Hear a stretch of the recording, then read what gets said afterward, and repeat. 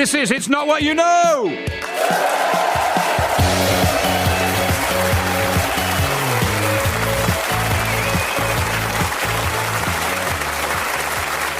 Hello, I'm Miles Jupp. It's often said that it's not what you know, it's who you know. This is why it's absolutely fine to walk into any public park and start barbecuing a swan, as long as you can prove that you're in some way related to the Queen. Or why it's perfectly acceptable to spend 40 years wearing sunglasses, screeching and talking guff about peace, so long as you can tell everyone you meet that you were once married to John Lennon. On this show, we're not even faintly interested in what you know, merely who you know. And let me spell this out in words of one syllable to prevent any unnecessary correspondence: how well you know them. Each of our three guests has nominated someone they know well to answer a series of questions. Could be a friend, could be a family member, could simply be someone you've become surprisingly close to during an extended wait in paediatric triage.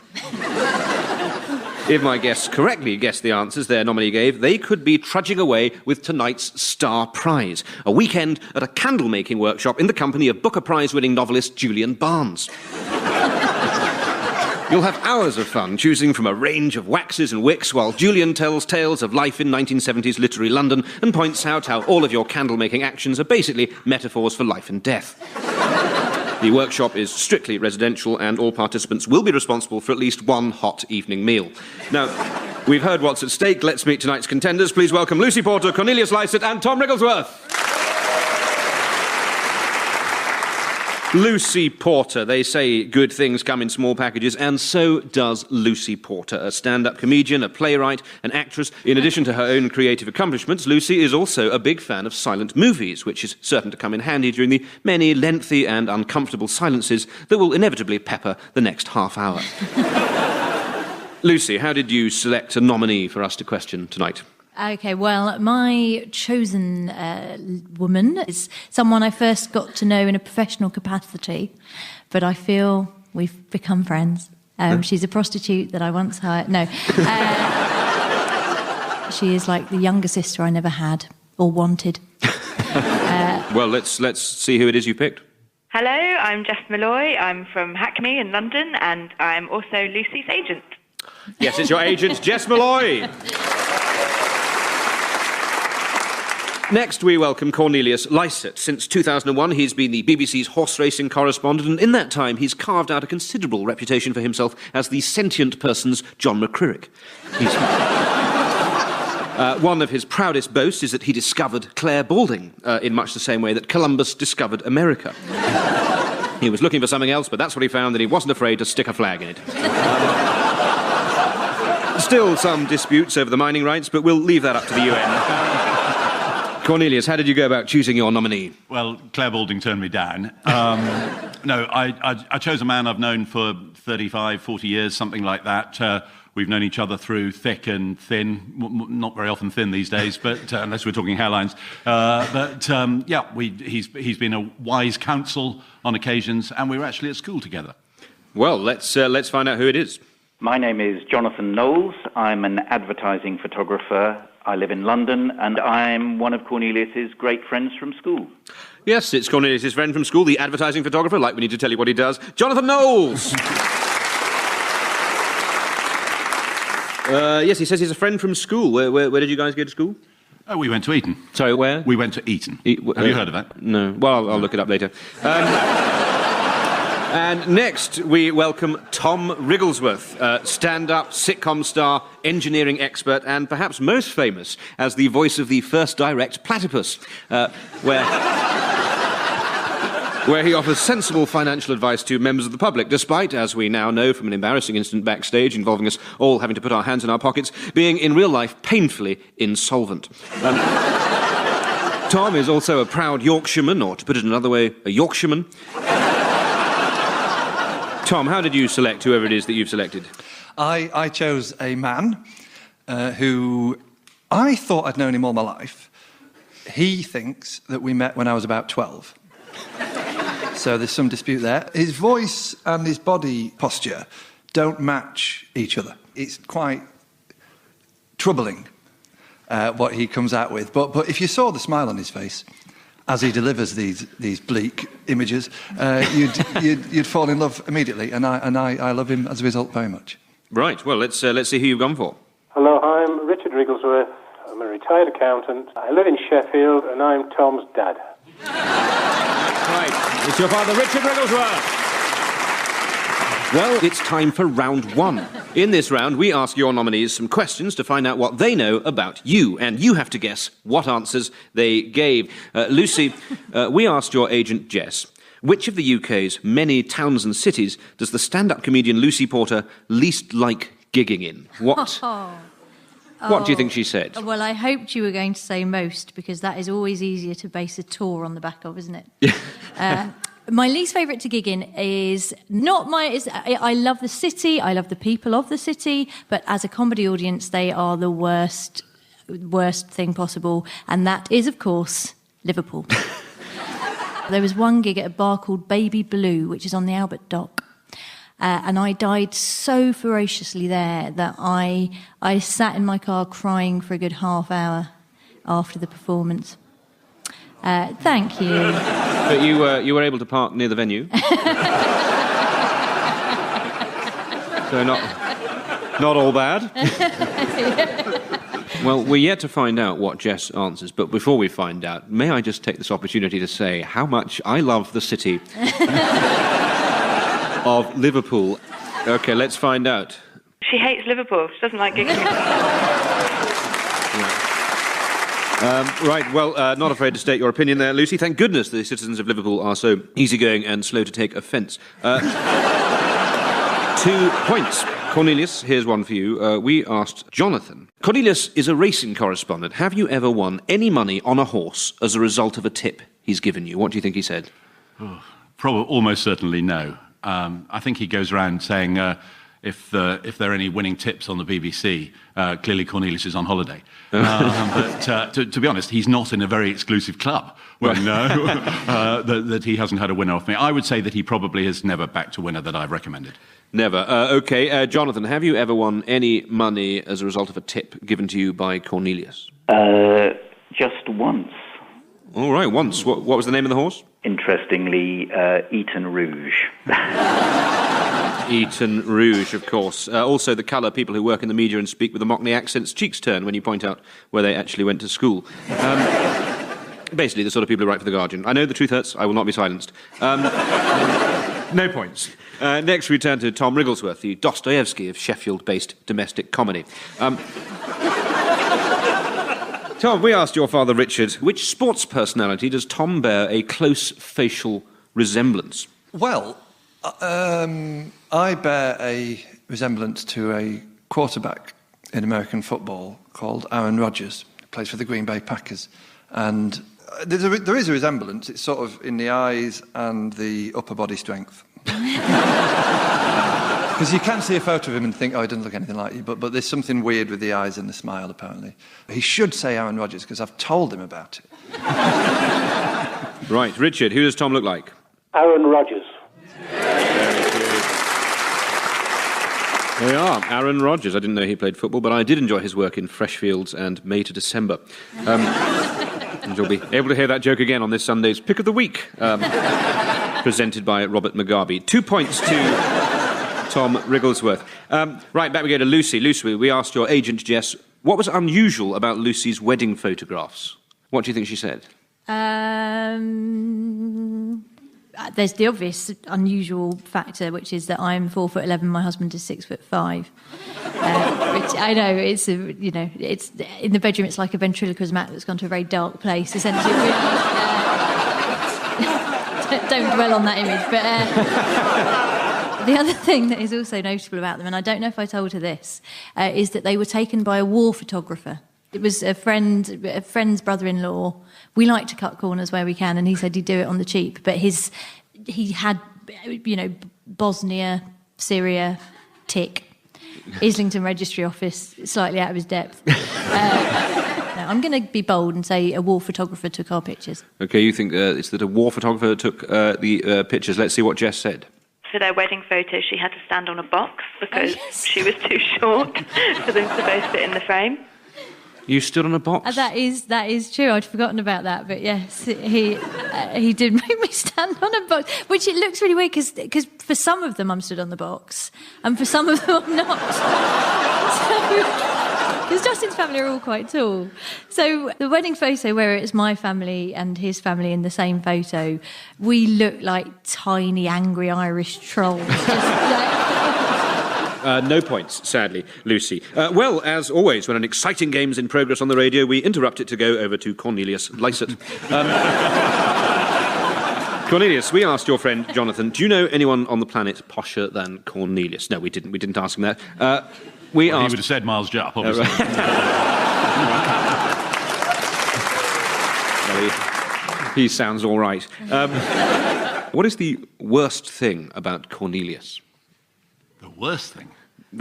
I'm afraid that's the question, yeah. The programme only lasts half an hour, doesn't it? Yeah. What is the worst thing? Probably quite a lot of bad language, I'm afraid, might be one of the possibilities. What else?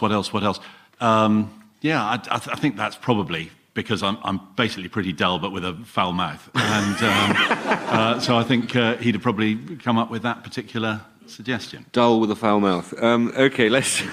Well, hopefully he won't have said dull. After 35, 40 years, I thought he might have given that one up, but I'm sure he'd have gone with foul-mouthed. Okay, let's see what Jonathan said. He does swear quite a lot. Right, anything else? Often when he's excited, he sort of flaps like a bird, rather like a dodo trying to take off. Well, who would have thought that the great Cornelius Lysett, a man who in his radio broadcasts appears so calm, unruffled and able to distinguish one horse from another at least 50% of the times, is in real life a bundle of flailing limbs and profanity. 1 point, Cornelius. Tom Wrigglesworth, we asked your dad, who is Tom's all-time hero? Do you think he'll have the faintest idea? Oh, God. My all-time hero is my granddad. Sadly... it's not my dad's dad. So I think he'll probably say John Lennon. As a sort of based on posters on the wall and, vaguely hearing the music bleeding out of my room. I think he'll... Can I have two? I can't have two answers, clearly. No, well, you probably ought to choose one. Yeah. You could throw a little shortlist in the air and then decide which one you want to go with. Show us your working. That's the shortlist. Who would you choose? I'll say my granddad then. Well, let's see if he gets it. Richard? Probably somebody in music, I would have thought. Jarvis Cocker.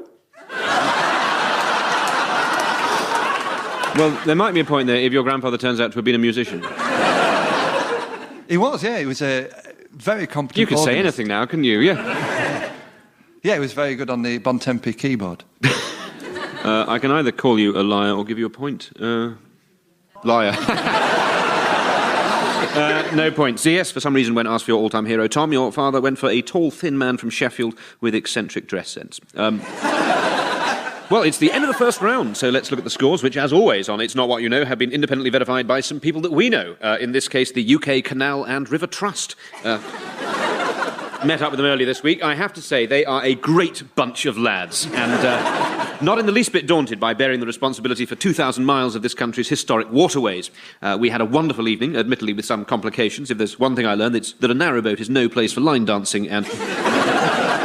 Even the calmest community engagement coordinator has a point where they just lose it. We can see currently in third place is Lucy, but joint first, it's Tom and Cornelius. Round two, we've already found out how well the nominees know the panellists. Now we're going to see how well the panellists know their nominees. We start once again with Lucy Porter. Lucy, let's see how well you really know the woman who believes herself to be one of your closest paid representatives. Lucy, we put this one to Jess. Jess, do you suffer from any phobias? What do you think she said? Oh, yes. Yes, now. She has a Doesn't like talking about money. Yeah. Getting her clients work, yeah, that's it. No, she has a dislike bordering on phobia of cured meats.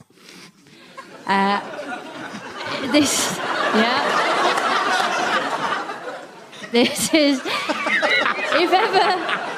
If ever anyone wants to book me for anything and you're in a tricky negotiation with my agent and you want to beat her down, just show her some ham. an Iberico jamon or something. Yeah, no, she cured meat, so I'm going to go with. You think that your agent is scared of cured meat. OK, let's ask Jess. Spiders and the sea. It was a bold choice. Spiders and the sea, either together or separately, equally terrifying. Because we might not believe her. Maybe she is scared of cured meat. And She does have a real thing about doesn't mind. When it's a stranger talking to you on the phone, what are you most scared of? I don't think I'll say the ham thing. It'll make me... It'll make me sound unusual. No points because she's embarrassed about her ham fear. Cornelius, how well do you know your old school friend and fellow child of privilege, Jonathan Knowles? We asked Jonathan, Jonathan, have you ever won any awards? And if so, which are you most proud of? What do you reckon he said? Right. No, I've just got to get the place right. Billericay, Basildon, Chelmsford, Ilford. He was the Ilford Photographer of the Year. I seem to remember a bit of a party and pretty happy about being named Photographer of the Year for Ilford. Right, OK, let's... In one form or another, Ilford. I'm not sure which. Right, let's find out. Jonathan. Being Ilford Photographer of the Year. Fine knowledge there. Yes, you're absolutely right to make that distinction. I should point out that Ilford are a photographic equipment manufacturers. It's not a prize for taking photographs of the town of Ilford. Although goodness knows there's plenty of exciting images to capture, from a permanent exhibition of prehistoric animal remains in the Redbridge Museum to the outdoor delights of Valentine's Park, described by TripAdvisor as reasonably safe to visit. 2 points. Tom, now, let's see how well you really know your father. We asked Richard Wrigglesworth, who would you most like to be reincarnated as? I would think he's got a very, very all-encompassing obsession with the Corn Laws. And the...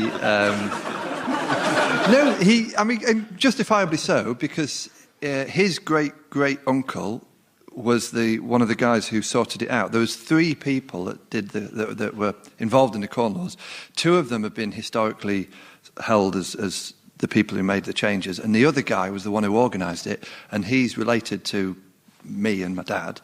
And my dad feels he's a bit underrepresented in history, so he's writing a book, and he'll tell anyone who would listen, with dates that will blow your mind, and with a detail that would make you wince. Exactly what happened. So I think he would be reincarnated. Well, I mean, I'm going to say... Shortlist again. It's a shortlist because it's Richard Cobden, George Wilson, or the other guy that was involved. Bright. Mark Bright. Mark Bright, who later... would he say... Because if he said Wilson, that would be rather... You can't be reincarnated as a family member, right? I don't really know how it works. I want to say George Wilson, but I fear that my dad wouldn't say him because he's related to him, so I think he'd say Cobden or Bright, and I really couldn't pick between those 2. To be honest, I'd be astonished if he says any of these, because they're from... I feel we may be splitting hairs unnecessarily here. You clearly don't know my dad. He's going to say something about the Corn Laws. I'll go for Cobden. OK, Richard, who do you want to come back as? Somebody called Richard Cobden. Oh. It's for moments like these that we do this. Yes, indeed, Richard Cobden, hero of the Anti-Corn Law League in the 19th century. And if you'd like to find out about the Corn Laws in much more detail, I can recommend Sir E.L. Woodward's History of the Period. And if you'd like to know about it in much more detail, just ring up Richard Wrigglesworth, pretending to be a researcher from this programme, and ask him who he'd most like to be reincarnated as. 2 points. Well, to my eternal shame, it's the end of round 2, and it's time to look at the scores, which, as usual on It's Not What You Know, have been independently verified by some people that we know. In this case, the National Council for Metal Detecting. Went out with them early this week. Let me tell you, they are a great bunch of lads. Filled up the minivan, hit a Toby Carvery. Obviously, I was a bit worried that the evening would be all metal, but we discussed all sorts of topics, from immigration to the reintroduction of birching. One disappointment, at the end of the evening I found I'd lost my car keys, and they were much less help than I feel I had the right to expect. If you're going to detect metal, try to do so with some sense of urgency. Thanks, guys. And we can see that in third place is Lucy, in second place is Cornelius, and right out in front, it's Tom. I'd just like to read out a letter that's reached us, care of the British Foreign Office. It's written by a chap called Malik. It says, "Dear Miles, my country is torn apart by conflict. I have lost friends and family, and even at times my grasp on sanity. The only thing that keeps me going is my handmade transistor radio, which is somehow able to pick up broadcasts of your programme. Please can you tell me, would it be at all possible to replace it with repeats of anything else?" Well, thank you, Malik. We'll see what we can do. Well, round 3. It's fingers on buzzers time for the next few questions. In this round, I'll give you the answer to a question. What you have to do is tell me which of the nominees gave that answer. Lucy Porter's agent, Jess, Cornelius' licensed friend, Jonathan, or Tom Wrigglesworth's father, Richard. But if you buzz in and you're wrong, a point will be deducted from your overall score. Normal terms and conditions apply. Your home may be risky if you do not keep up repayments. Which of our 3 nominees, Jess, Jonathan, or Richard, said if they could be any animal, it would be a panda? Lucy. Jess has panda-like qualities. She's cuddly, and at the end of a night, her mascara is all round her face. So I'm going for her. OK, let's hear. I'd be a panda. Yes, Malloy. Clearly a woman who likes the idea of being warm and cuddly, likes eating plenty of salad, and who does not enjoy sex. 2 points. And now, which of the nominees, Jess, Jonathan, or Richard, said that their favourite novel is Candide by Voltaire? Jess, Jonathan, or Richard? Cornelius. That must be Jess. OK, let's see who it is. Probably the greatest novel that I like is Voltaire, Candide. The ever-surprising Richard Wrigglesworth. Candide, of course, an eternally optimistic character, doubtlessly a big influence on the perpetually sunny outlook of Captain Happy-Go-Lucky himself. Richard Wrigglesworth. So sadly wrong. And finally, in this round, who said if they had an opportunity to pass any law, they would alter the structure...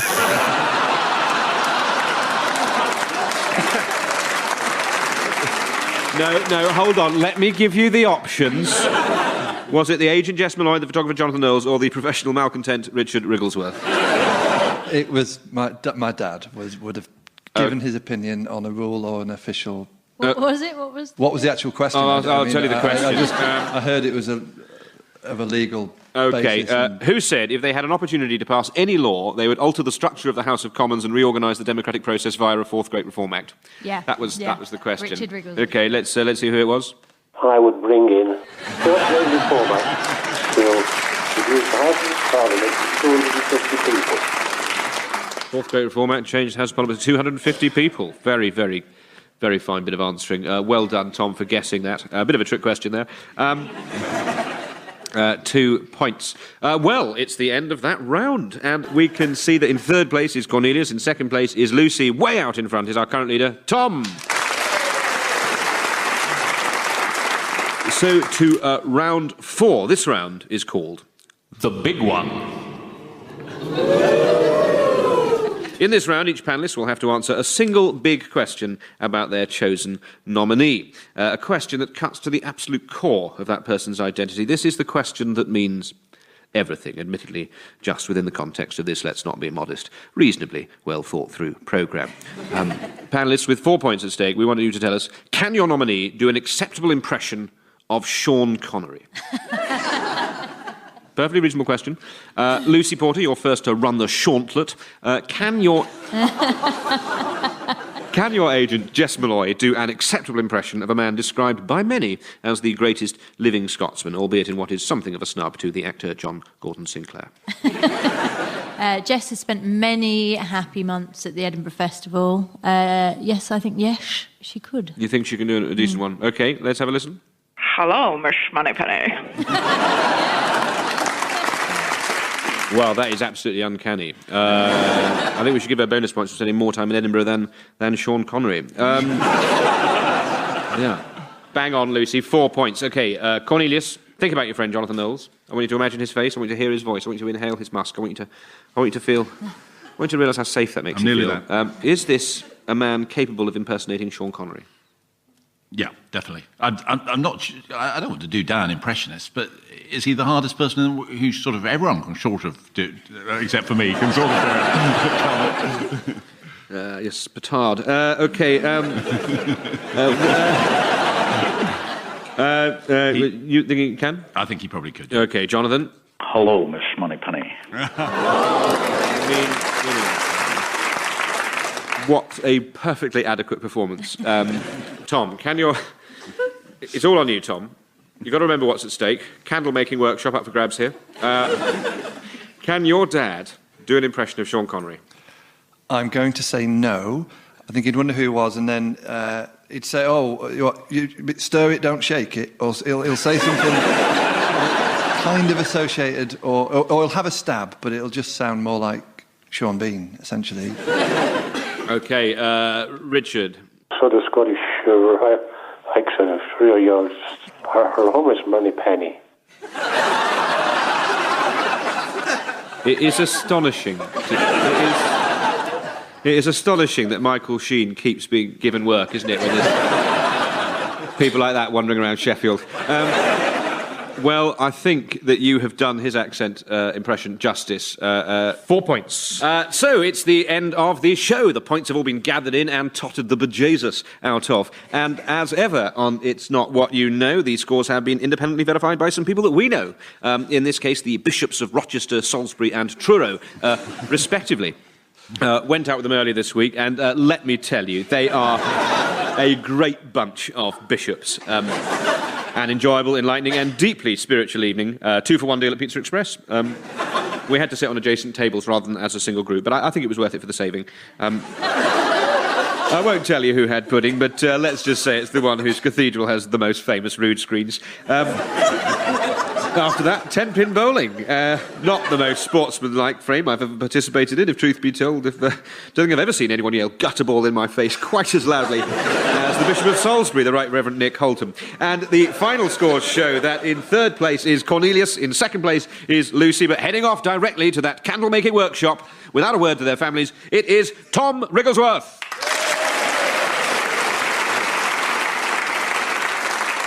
So, thank you to our panellists, Lucy Porter and her agent Jess, Cornelius Lysett and his friend Jonathan, and Tom Wrigglesworth and his father Richard. Thank you to you for listening. I guess, after all, it just goes to show it's not what you know. Good night.